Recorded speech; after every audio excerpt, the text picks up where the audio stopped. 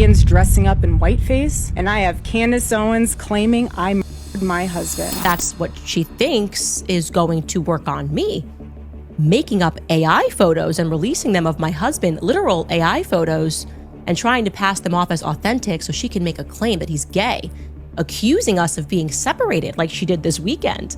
Attacking my children, that was trending. Why did you claim Candace said that Erika killed Charlie? She's never said it that I've seen. Why would she bother saying that? It was just like an attack from every angle yesterday. Erika Kirk is crashing out in real time after Candace Owens exposed her again. And now Erika is out here dragging Candace's husband and kids into this mess. After Candace exposed more of Erika's lies, Erika allegedly ordered her minions, including Laura Loomer, to dig up dirt on Candace's husband, George Farmer. Laura even shared an old mugshot of George and lied about the reason he was arrested. But Candace was quick to clap back, and she just shut down both Erika and Laura with more receipts. Now let me catch you up to speed in case you missed Erika's latest performance. On April 30th, Erika sat down in Charlie's chair, dressed like a sniper in all black, and she boldly claimed that Candace Owens had accused her of killing her husband.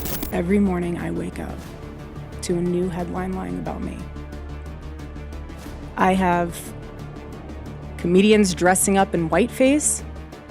I have people saying I'm not fit to be CEO. And I have Candace Owens claiming I murdered my husband. And the list goes on and on and on. But here's the thing, Candace never said that. Of course, Candace questioned a lot of things about the official story, including Erika's whereabouts on the day Charlie was assassinated, the way she moved on so quickly, her role in twisting Charlie's legacy, covering up TPUSA's alleged financial fraud, and so on. But she never once said Erika personally murdered her husband, and Erika knows that, but she still had to throw that in there to discredit Candace. But that was just the beginning. At the same time, Erika and her bots immediately launched a vicious campaign against Candace on social media. First, Laura Loomer shared a mugshot of Candace's husband, George, and she implied in the caption that he committed some serious crime. Laura wrote, "Exclusive. I have obtained the alleged mugshot of Candace Owens' British husband, George Farmer, from his alleged arrest in Nashville, Tennessee.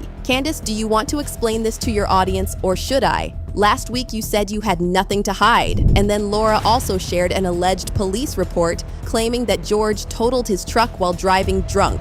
Except that's not even his report. Laura literally shared a fake report on someone else's arrest and claimed it was about George. And he even got a community noted. The community note said, "The arrest report does not belong to Candace's husband, British-born Thomas Stahl Farmer." The community note also pointed out typos in the report, the incorrect date of birth and the wrong hair color, which doesn't match Candace's husband.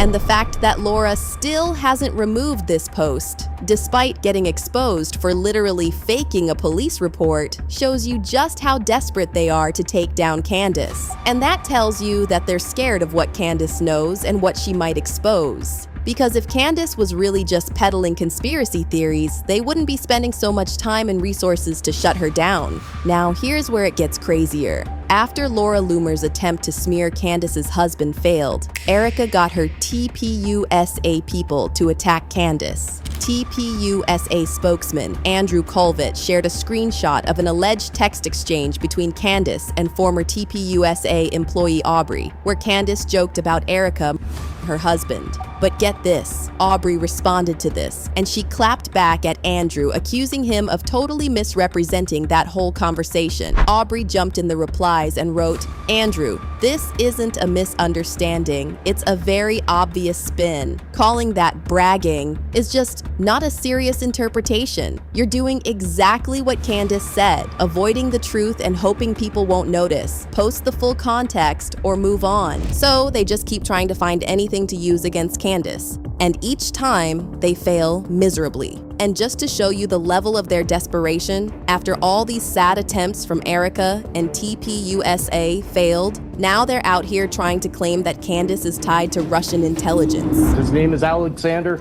Dugin, who is sanctioned by the U.S. government because of his influence operations, who has said that his strategy is to stir up hatred and discord within the United States. No, it always has to be war, war, war, and so that America starts to rip itself apart. And guess what? That Russian intelligence agent interacts with Candace Owens. So now Candace is a Russian puppet? It's like they'll do anything except talk about the real issue and who's really keeping the country divided. But the good news is that people are not buying this slop anymore. Someone on X wrote, "Did Larry Looney come up with that? You guys sure are attacking Candace with a lot of propaganda. Y'all just can't handle truth tellers." And another user said, "LOL, you don't believe this. This is the psyop sent against Candace because you all are mad that your Black Widow friend is being exposed for the Jezebel, and Delilah she is."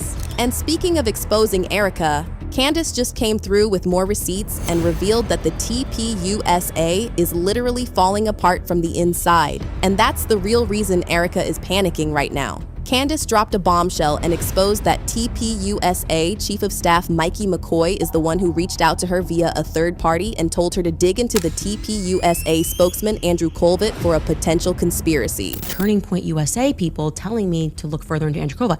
Was it Aubrey, as he tries to insinuate? It was Mikey McCoy. Mikey McCoy got a message out to me via a third-party person that I should look more into Andrew Colvett. Why would Mikey McCoy say that I should look more into? And I did look into, things got very shady. And that's when I started going, who the hell is Andrew Colvett, actually? He's obviously not a very good PR agent. Everybody can see that. Who is Andrew Colvett? What are his ties? Now, in the meantime, Erika's bots tried to come after Candace again, claiming that she took back all her allegations against Erika. But Candace was quick to shut down this too, and wrote, "I have not retracted a single claim I have made about Erika Kirk. Stop with the BS Twitter trends. I stand by every single statement I have made and have not edited any of my past statements in light of Brian Harpole's lawsuit. I look forward to the power of subpoena." By the way, Brian Harpole, who was Charlie's head of security on the day he was assassinated, is now suing Candace for supposedly spreading false claims about the Fort Huachuca story. Harpole's lawyer shared the lawsuit on X and wrote, "On behalf of Brian Harpole, I filed this defamation lawsuit against Candace Owens and Mitchell Snow. We will not be providing any other statements. You can follow me for updates." But what serious lawyer shares a full lawsuit on social media and then asks people to follow him? Also, it's wild that Brian Harpole claims in his lawsuit that he's losing clients and contracts because of me, and not because his last client, Charlie Kirk, got assassinated on his watch. This is just getting so embarrassing for Erika and TPUSA, and the amount of coordinated backlash Candace is getting should tell you she's on the right track and asking the right questions. As for Erika, the main question you need to ask is, why is she more angry with Candace than the man who supposedly assassinated Charlie? Because we didn't forget that just days after the assassination, Erika publicly forgave Tyler Robinson. That young man. I forgive him. So Erika can forgive the alleged who took her husband's life, but she can't forgive Candace Andrusky. You can literally see more anger in Erika's eyes and demeanor when she's complaining about people talking bad about her, mocking her, making skits about her, etc., than she ever was when talking about her husband being cold-blooded in front of the world. And everyone is asking why I even went to the White House Correspondents' Dinner.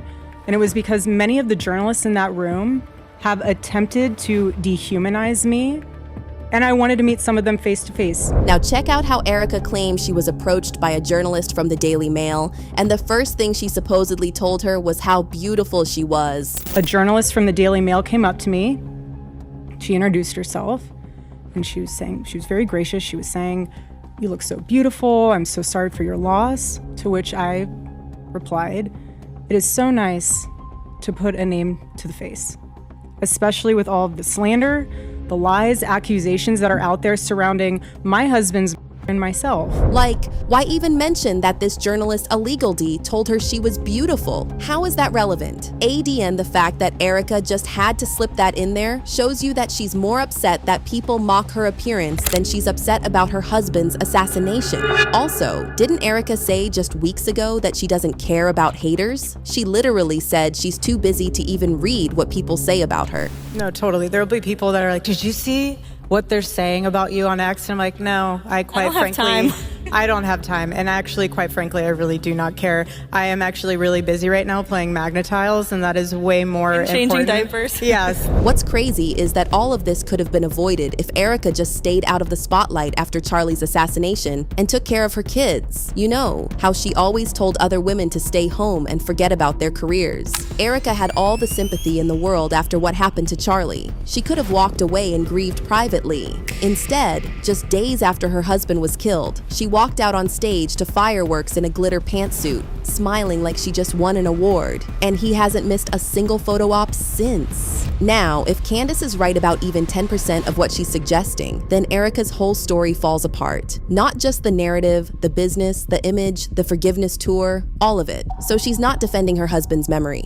She's defending the grift. And that's why she keeps sending Laura Loomer and the TPUSA minions to do her dirty work. She needs Candace to be discredited before more people start connecting the dots and stop giving TPUSA more money. But here's what Erika doesn't understand. Every time she goes after Candace instead of answering the actual questions, she looks more guilty. Maybe of what Candace implied, but of caring more about her reputation than the truth.